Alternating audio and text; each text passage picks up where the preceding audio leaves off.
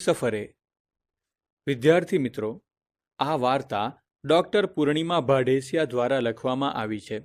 તેમનું મૂળ વતન લાઠી છે, પરંતુ તેઓ મોરબીમાં વસે છે. અહીં ભારત દેશના પૂર્વોત્તર રાજ્ય અરુણાચલ પ્રદેશની અનોખી યાત્રાની વાતો છે, જે દર વર્ષે યોજાય છે. દેશના જુદા જુદા રાજ્યોમાંથી અનેક લોકો આ યાત્રામાં જોડાય છે. અહીં આ યાત્રા વિશેની રસપ્રદ વાતો કરવામાં આવી છે. અહીં ભારતની સંસ્કૃતિ અને રાષ્ટ્રીય પ્રેમનું સરસ રીતે વર્ણન કર્યું છે. આ યાત્રા કઈ રીતે શરૂ થાય છે અને કઈ રીતે લોકોને ભારતીય સંસ્કૃતિ અને પરંપરા સાથે જોડે છે તે જોવું રસપ્રદ છે. ભારત દેશના પૂર્વોત્તર રાજ્ય અરુણાચલ પ્રદેશ રાજ્યમાં એક વિશિષ્ટ યાત્રા દર વર્ષે યોજાય છે, જેમાં દેશના જુદા જુદા રાજ્યોમાંથી લોકો જોડાય છે. આ વખતની તવાંગ યાત્રામાં પાટણ જિલ્લાના ચલવાડાના સરવણજી પણ જોડાયા છે. સભા શરૂ થઈ ગઈ છે. સરવણજી જરા મોડા પડ્યા છે. સભાનું સંચાલન અંગ્રેજી મિશ્રિત હિન્દીમાં ચાલી રહ્યું છે. સરવણજી મૂંઝાઈને ચારે બાજુ જુએ છે. એમને ભાષાની અગવડ પડી રહી છે. એમની નજર એક ભાઈ પર પડે છે. એ ભાઈ ગુજરાતી હશે એમ માનીને સરવણજી એમની નજીક સરે છે. પણ આ શું? એ ભાઈ તો પટપટ હિન્દીમાં અને ફટફટ અંગ્રેજીમાં વાતો કરી રહ્યા છે. સરવણજી જરા મૂંઝાય છે. એટલામાં માઇક પરથી હિન્દીમાં જાહેરાત થવા લાગી. जिसका पंजीकरण नहीं हुआ है ये लोग मुझे मिले. સરવણજીની કોઠાસૂઝ જેવી તેવી નથી. એ એટલું તો સમજી જ જાય છે કે માનો ન માનો પણ માઇકમાં બોલ્યા એટલે કંઈક કામની વાત તો હશે જ. તેઓ ગણગણે છે. આ પંજીકરણ શું હશે? તેમણે બાજુમાં ઊભેલા એક ભાઈને ભાંગી તૂટી હિન્દીમાં પૂછ્યું. आप कहाँ से आए हो? मैं राजस्थान उदयपुर से हूँ. સરવણજીએ હાથ હલાવીને એમને પૂછી લીધું. पंजीकरण? हमारा हो गया, आप पहले पंजीकरण करवा लो. સરવણજી ધીમેથી ગુજરાતીમાં બોલ્યા. અલ્યા ભાઈ, આ પંજીકરણ એટલે શું? એ જ તો પંચાયત છે. નજીકમાં ઊભેલા એક બહેન આ શબ્દો સાંભળી ગયા. એમણે ઉમળકાથી પૂછ્યું. ગુજરાતી છો? ક્યાં ના? સરવણજીના જીવમાં જીવ આવ્યો. એ તો રાજીના રેડ થઈ ગયા. હું ચંદ્રિકાબેન સુરતથી આવી છું. મારી સાથે બીજા 5 જણ છે. સાંભળીને સરવણજી તો ખુશ થઈ ગયા. એ 5 જણમાંના બાબુભાઈએ કહ્યું. पंजीकरण એટલે નોંધણી રજિસ્ટ્રેશન. તમારું નામ નોંધાવ્યું કે નહીં? અરે હા, એ તો બાકી છે હો. સરવણજી બધું સમજી ગયા. ચાલની મેં બી હાથે આવ્યો. બોલતા હરેશભાઈ તરત જ સરવણજીની સાથે ઉપડ્યા અને રજિસ્ટ્રેશનનું કામ પતાવ્યું. સરવણજીને હવે હાશ થઈ. તેમણે કહ્યું. આ જાત્રામાં ગુજરાતવાળા બીજા ઘણાય હશે. હા હશે હો. એમને શોધવાનો એક મસ્ત આઈડિયા છે. આપણે ગુજરાતીમાં વાતો કરતાં કરતાં બધે ફરીએ ને ગુજરાતીમાં વાતો કરતાં માણસો શોધીએ, તરત જડી આવશે. હા, ઈ વાત હાચી. હેંડો તારે. સરવણજીને વિચાર ગમ્યો. બંને નીકળ્યા. એમના અચરજ વચ્ચે તેમને સૌથી પહેલા ભાવનગર તરફથી આવેલા જયદીપ અને ધરતીબેન મળ્યા. અરે, પેલા હિન્દી ને અંગ્રેજી બોલનારા ભાઈ જેમને સરવણજીએ ગુજરાતી ધાર્યા હતા તે ખરેખર ગુજરાતી નીકળ્યા. એ મોરબીના ડૉક્ટર જયંતિભાઈ હતા. ભોજન લેવાઈ ગયું ત્યાં સુધીમાં તો ગુજરાતના 25 જણ એકઠા થઈ ગયા. જ્યાં જ્યાં વસે ગુજરાતી ત્યાં સદાકાળ ગુજરાત. એ પંક્તિ થોડા ફેરફાર સાથે સાચી પડી કે જ્યાં ને જ્યારે મળે ગુજરાતી ત્યાં સદાકાળ ગુજરાત. પછી તો એયને વાતોના તડાકાને ભડાકા. સુરેન્દ્રનગરના ભાઈલાલભાઈએ નારાજગી સાથે કહ્યું. તમે જોયું? સાંસ્કૃતિક કાર્યક્રમમાં કેટલાક પ્રદેશોના કાર્યક્રમો થયા, પણ ગુજરાતના ગરબા તો રજૂ ન થયા. મને લાગે છે કે ઉત્તર પૂર્વના રાજ્યોના લોકનૃત્યો હતા, પણ આપણે 30 જણા છીએ. હવે 3 દિવસમાં બધાને ગરબે ગુમાવીએ તો જ ખરા. ત્યાં કચ્છથી આવેલા હસમુખભાઈએ જરા કંટાળીને કહ્યું. इनथे रोधोप खाधे में ठान पायो इंजी गाल करियो. એમની જેમ બીજા પણ 2-4 જણા ફરિયાદ કરી રહ્યા. એમ ભૂખ્યા નિમાણા થાવમાં હું ભાવનગરી ગાંઠિયા લાવી છું. અભી હાલ જ લઈ આવું. એ હંધાઈ ખાવ. પ્રવાસમાં જેની પાસે નાસ્તો ન હોય એને ગુજરાતી ન કહેવાય. મારી પાસે થેપલા મરચાં અને અઠાણું છે. થોડીક વારમાં સુરતની ઘારી, વડોદરાનો લીલો ચેવડો, ખંભાતનું હલવાસન, કચ્છની ખાજલી, પાટણના દેવડા આવી ગયા. સૌએ હોંશે હોંશે પેટ ભરીને નાસ્તો કર્યો. ઊંચો ગઢ ગિરનાર વાદળથી વાતું કરે. એ દુહો ભરતભાઈ જરા હળવાશના મૂડમાં આવીને ગણગણવા માંડ્યા. ડૉક્ટર જયંતિભાઈના ધ્યાનમાં આવ્યા વિના ન રહ્યું. વાહ ભરતભાઈ, કંઈક જમાવટ કરો યાર. પછી તો શું હતું, બધા જ ગુજરાતી પ્રવાસીઓ તાપણાની આસપાસ ગોઠવાઈ ગયા. ડૉક્ટર સાહેબે જાણે કે સ્વૈચ્છિક રીતે સંચાલન સ્વીકારી લીધું હોય એમ બોલ્યા. ભરતભાઈ કલાકાર છે, પહેલાં એમને સાંભળીએ. હા, હું તો ગાઈશ જ, પણ એક શરતે. તમારે પણ કંઈક સંભળાવવું પડશે. બધા એમાં સંમત થયા એટલે પછી ચાલ્યો વાતો, ગીતો અને વાર્તાઓનો દોર. ત્યાં વાસણથી આવેલા વિપુલભાઈએ શરવણજીને કહ્યું, તમે પાટણ બાજુનું કંઈક થવા દો ભાઈ. એટલે એમાં વડોદરાથી આવેલા મયુરીબહેને ટેકો પુરાવ્યો. શરવણજી ક્યાં પાછા પડે એમ હતા? અમાર બાજુ મેરાયો નૃત્ય હોય છે. મસ્ત મજાનો મેરાયો હાથમાં લઈને માથા પર ફેરવતા ઢોલના તાલે નાચવાનું. એવો મજો પડે કે વાત જ ન પૂછો.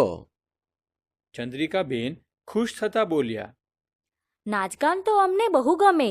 તમે હું અમારી સાથે નાચવા લાગો ને. કંઈ બી ઢોલ વાગે ને તો અમારા પગ તો ઠીરકવા માંડતા છે. જાનૈયા સાંઠે વરરાજા હો તો એ બી નાચવા લાગે. એવા અમારા નાચ હોય. કોઈ વાર આવ તો જાણવા મળે કે કેમનું નચાય. સુરેન્દ્રનગરના ભાઈલાલભાઈ ત્યારના ચૂપ હતા. અમારું તો સૌથી નોખું. કાઠિયાવાડી અને અમદાવાદી બંને લહેકા અમારી બોલીમાં આવી જાય. ક્યાંક ક્યાંક ઉત્તર ગુજરાતના શબ્દો પણ આવી જાય. ખરી વાત હો. અમારે ને દસાડાને ચ્યાં સેટું છે. સાંજો કચ્છ પાટણથી નજીક હો.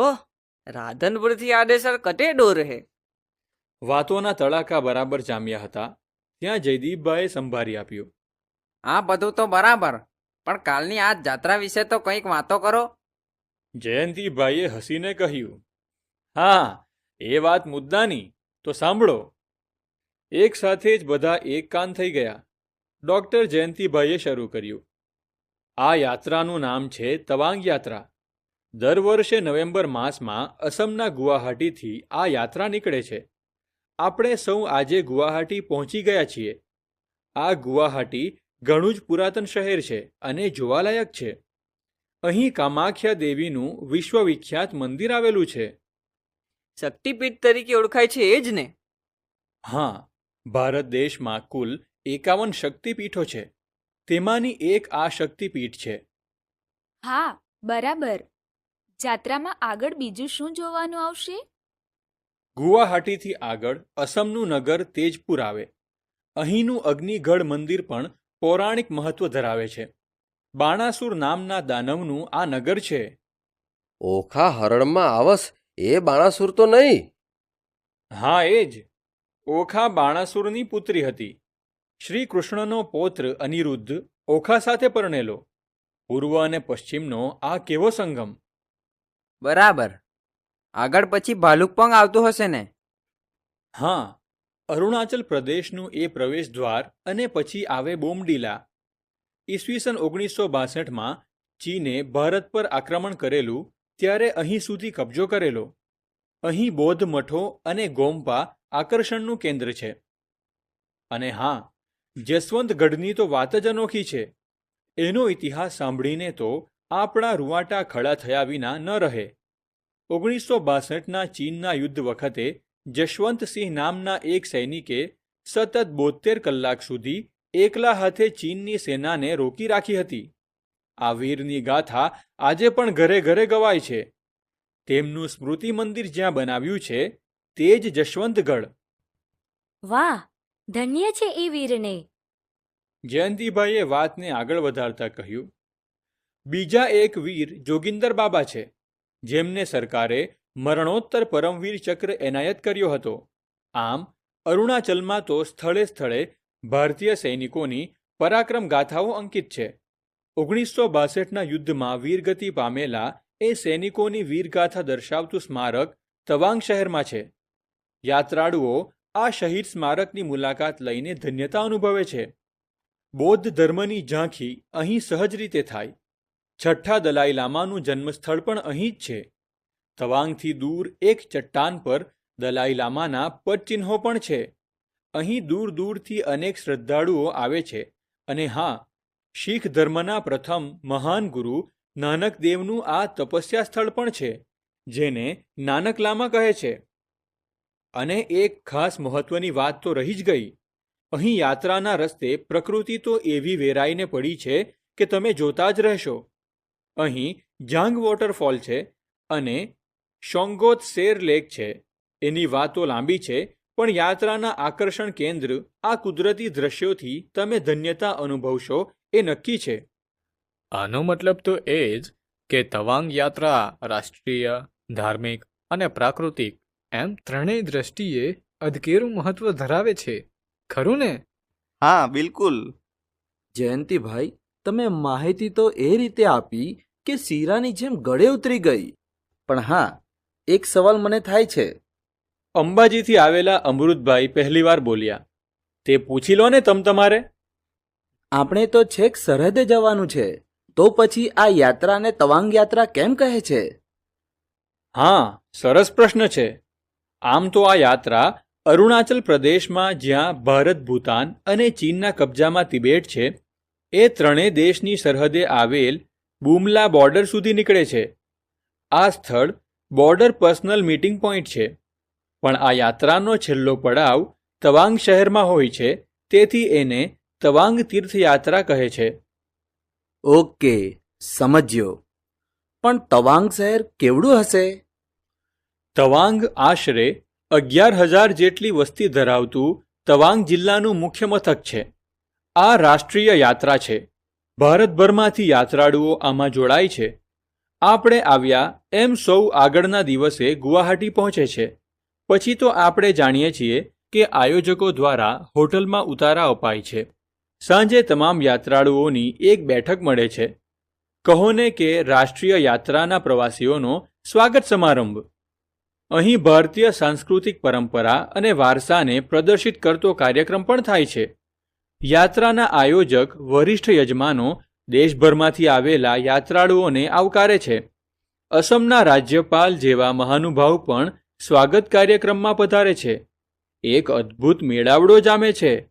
અહીં જુદી જુદી ભાષાઓ, જુદા જુદા પોશાકો, જુદી જુદી પરંપરાઓ ખરી, છતાં કંઈક તો એવું છે કે જે સૌને એક સૂત્રે જોડી રાખે છે. એ બધું આપણે જોયું.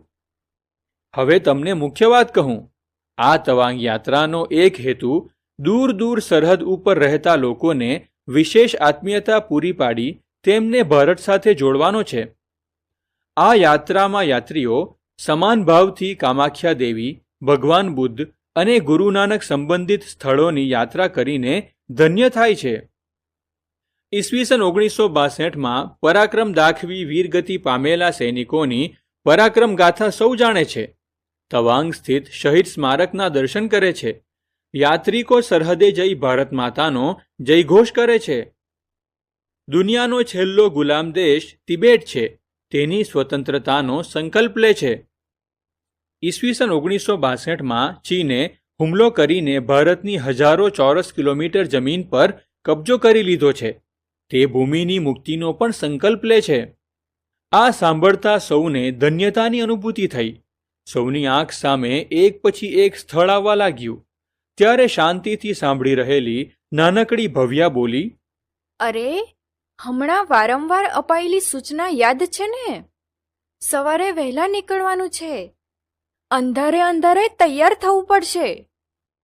હા, ભવ્યા ખરું કહે છે. વતનથી દૂર દૂર મળેલા આ લોકો માત્ર 2 કલાકમાં તો વર્ષો જૂની ઓળખાણ હોય તેટલા નજીક આવી ગયા. તે નવાઈ સાથે જય શ્રી કૃષ્ણ, શુભરાત્રિ, ગુડ નાઇટ અને સુખરાત કરજો કહેતા કહેતા પોતપોતાના નિવાસસ્થાન તરફ ચાલ્યા.